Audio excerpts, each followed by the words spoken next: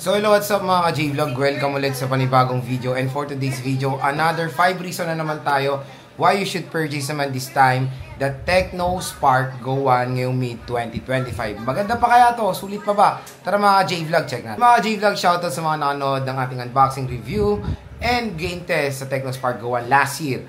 Pero nakakatuwa no, ngayong 2025 or mid-2025, still available pa rin po ang Tecno Spark Go 1 sa market. Even yung Tecno Spark Go 1S, I thought na pag nagkaroon ng Spark Go 1S, mawawala yung Tecno Spark Go 1. Pero nandun pa rin ang Tecno Spark Go 1. Siguro ang theory ko dyan kasi malayo ang kanilang performance. Kaya marami pa rin still magpiprefer sa Tecno Spark Go 1. I don't know why kung bakit panilabas ang Tecno Spark Go 1S. Mura lang ng few hundred of pesos sa Tecno Spark Go 1. For me, I'll go for the Tecno Spark Go 1 kasi to be honest mga J-Vlog, chipset ng Tecno Spark Go 1S is sobrang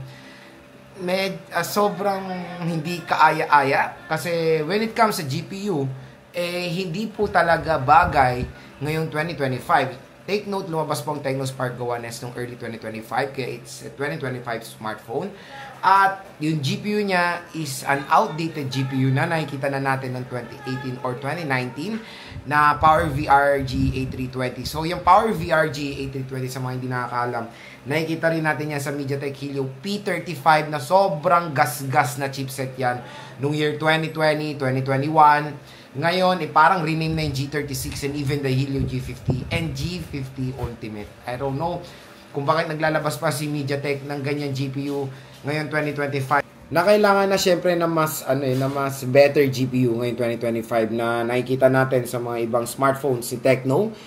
Including the Tecno Spark Go 1. So, sa Tecno Spark Go 1 kasi mga ka-J-Vlog, mas better ang GPU niyan compared doon sa latest na nilabas sila na Spark Go 1S. I don't know kung predecessor ba to, successor, or budget side ng Tecno Spark Go 1. And maintindihan ko siguro na ganyan yung chipset niya kung sobrang layo ng price difference. Pero hindi few hundred of pesos lang. So, kung interested po kayo sa Tecno Spark Go 1, ilalagay ko po yung link niya sa description box or pag may nakita kayo dyang product or shopping bag, i-click nyo na lang yan mga ka-J-Vlog. Nakalagay dyan view product.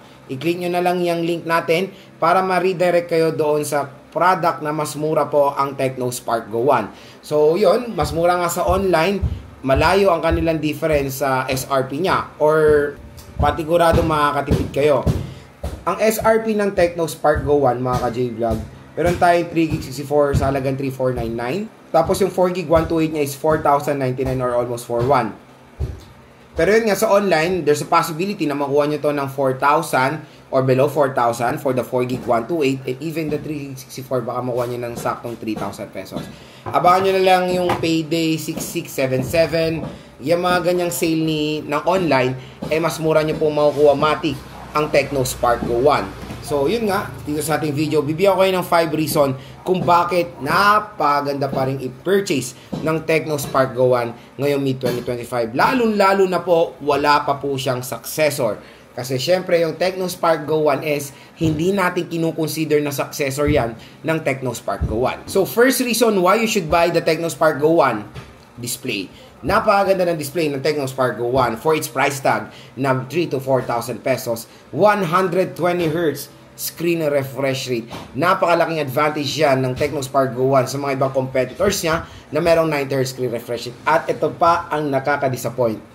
Yung Tecno Spark Go 1S ay 90Hz screen refresh rate. So, biruin mo, nag-downgrade pa si Tecno when it comes sa Tecno Spark Go 1S. So, hindi natin talaga siya mako-consider na successor. Hindi ko rin siya mako-consider na, i-consider natin siyang budget side, pero parang hindi rin kasi few hundred of pesos, di ba? Marami pa rin mako-consider ng Tecno Spark Go 1. Maganda pa sa Tecno Spark Go 1 na hindi natin nakikita sa mga ibang competitors sa brand, punch hole display. Kasi usually rin sa mga ibang brands, lalo na yung mga kilalang brands, naka-notch display pa rin sila. I know, hindi po siya nakaka-affect sa performance ng device, pero modern na You need to adapt, di ba? So, kailangan mag-adapt ng mga brands when it comes sa modern design ng screen. Notch display is a super-duper outdated na design ng mga smartphones ng year 2018 pa yan. Di ba? So, ngayong 2025, nakakita pa rin tayo ng mga devices na merong notch display. Pero nakakatuwa na si Tecno ay modern na po ang design na binibigay sa atin, punch hole display. Tulad na sinasabi ko sa mga videos ko before, kung wala namang any cost buuin yung bilog na yan, gawin nyo ng bilog. Kasi syempre, mas okay yung punch hole display, hindi siya mas nakakairita sa screen or paggagamitin ng consumers, di ba? Second reason why you should buy the Tecno Spark Go 1 chipset. So the chipset of the Tecno Spark Go 1 is the Unisoc Tiger 615. So yun nga mga J-Vlog, sa Tecno Spark Go 1S, I think is MediaTek Helio G50 na ang GPU is PowerVR G8320. So, ang GPU kasi na itong Tecno Spark Go 1S, napakapulido. Mali G57. Several games na rin na-try natin dito sa device na ito nung game test natin, like ML, COD, nakaya naman kahit papano ng Tecno Spark Go 1 compare sa Tecno Spark Go 1S na sa ML pa lang, lowest settings, nag-frame drop na po siya. So, hindi po recommended for gaming ng Tecno Spark Go 1S. Mas ipiprefer ko pa rin ang Tecno Spark Go 1 pag gagamitin nyo to for a budget gaming device. Third reason mga J-Vlog, dual stereo speakers. So, yun, nakakatuwa for a price tag na 3,000 to 4,000 pesos nakakapag-provide po ng dual stereo speakers sa murang halaga lang. So, yan din yung isang main advantage ng Tecno Spark Go 1 sa mga ibang competitors na naka-single speaker, na iba is ginagawa single speaker pero binubus sila yung audio to 300% volume na okay rin naman. Maganda rin naman. Pero again, kung mono speaker ka tapos malakas ang sound, there's a possibility na magtunog lata siya, di ba? Kasi hindi equal yung pagkaano ng sound. Mas better pa rin kung ang device mo is dual stereo speakers tapos lalagyan mo ng mas mataas na volume. Loudness, perfect na perfect dito sa Tecno Spark Go 1 and including bass quality. Fourth reason why you should buy the Tecno Spark Go 1 is of course the battery itself. 5,000 mAh non-removable battery. So napakakunat din naman ang battery po ng Tecno Spark Go 1. And mataas din naman ang charging rate niya, 15 watt fast charging rate. Again, for its price tag, I think yan na rin ang the best minimum na rin natin makikita sa watts na ganitong price tag. Kasi yun nga, yung sister niya na Infinix Smart 9 na 10 watts charging rate, mas i-prefer natin ang 15 watt fast charging rate na mo-offer ng Tecno Spark Go 1. Minimum na yan for its price tag. Mataas ang battery niya, okay na okay yan pag naglalaro kayo, nagso-social media. Kumbaga magkakaroon kayo ng outstanding battery performance sa Tecno Spark Go 1. At ang pinakalas mga J-Vlog na reason why you should buy the Tecno Spark Go 1, design. Alam ko marami rin consumers pag bumibili ng smartphone, unang target nila is design and aesthetic. So, when it comes sa Tecno Spark Go 1, ito kamukha, di ba?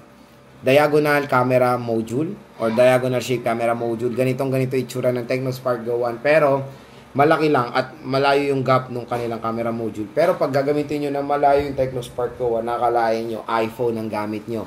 Pero, pag palapit kayo ng palapit, kasi malayo nga ang gap nung, ng camera module, mahalata nyo, hindi pala iPhone. So again, eye-catching naman ang design ng Tecno Spark Go 1 sa mga ibang consumers pag gagamitin nyo to outdoor, di ba? So yun lang mga J-Vlog ang ating 5 reason why you should purchase a Tecno Spark Go 1 ngayong 2025. So sana nakatulong ito sa inyo sa buying decision nyo pag bibili kayo ng budget smartphone. So again, malapit na mag-isang taon ng Tecno Spark Go 1 pero napakaganda pa rin po ng device na to. Still, available pa rin siya sa market. Makakabili pa rin kayo niyan. At kung bibili kayo niyan, definitely, dito na lang po kayo. Dito sa ating product link.